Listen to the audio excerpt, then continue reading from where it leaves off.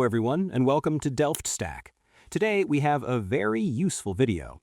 If your remote desktop connection is lagging, completely frozen, or refusing new connections, you can easily fix this by restarting the background services without actually having to reboot the entire Windows computer. I will show you exactly how to do this right now. Let's get started. First, the standard way to refresh the connection is through the Windows Services console.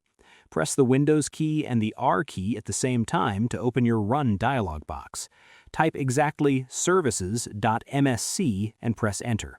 Scroll down the long list of background processes until you find Remote Desktop Services. Simply right-click on it and select Restart from the menu.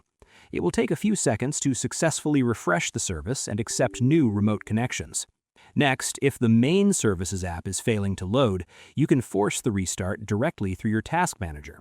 Press the Control, Shift, and Escape keys all at the same time to open the Task Manager, and click on More Details if it is in the collapsed view.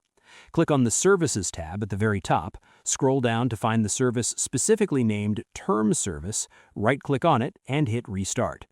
Finally, if you need a fast method or are managing the server directly from a command line, you can restart it instantly using PowerShell. Click your Windows search bar, type PowerShell, right-click the app, and select Run as Administrator. Type exactly restart service space dash force space dash name space quote term service quote and press Enter.